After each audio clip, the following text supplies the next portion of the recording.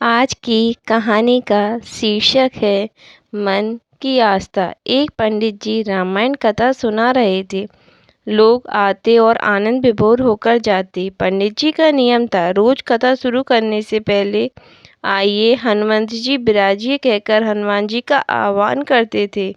फिर 1 घंटा प्रवचन करते थे। वकील साहब हर रोज कथा सुनने आते।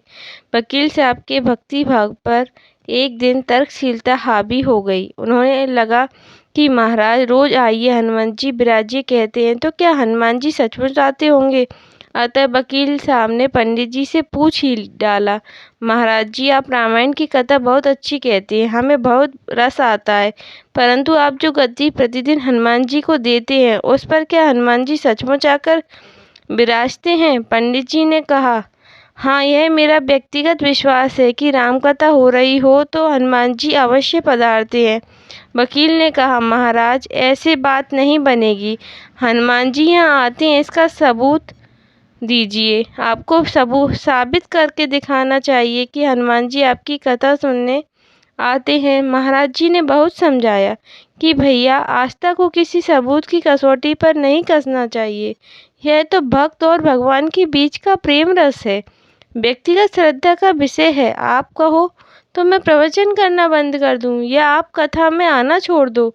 लेकिन वकील नहीं माना। वो कहता ही रहा कि आप कई दिनों से दावा करते आ रहे हैं, यह बात और स्थानों पर भी कहते होंगे, इसलिए महाराज आपको तो साबित करना होगा कि हनुमान जी कथा सुनने आते हैं।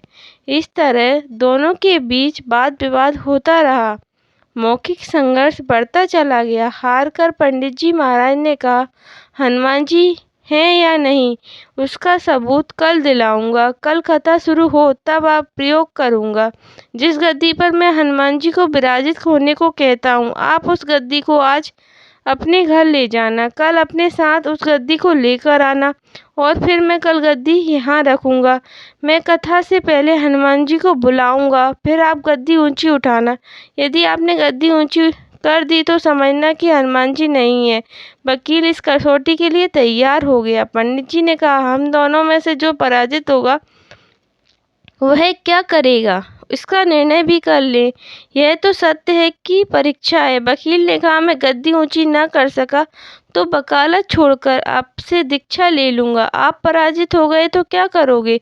पंडित जी ने कहा, मैं कथा वाचन छोड़कर आपके ऑफिस का चपरासी बन जाऊंगा। अगले दिन कथा पंडाल में भारी भीड़ हुई।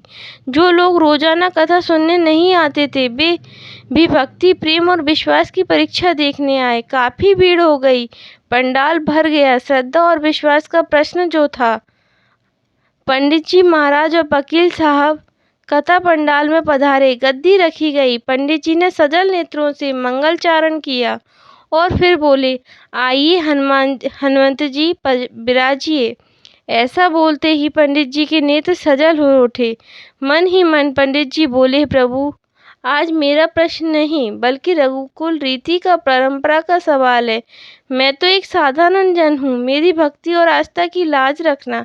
फिर वकील साहब का वो निमंत्रण दिया गया, आइए गद्दी ऊंची कीजिए।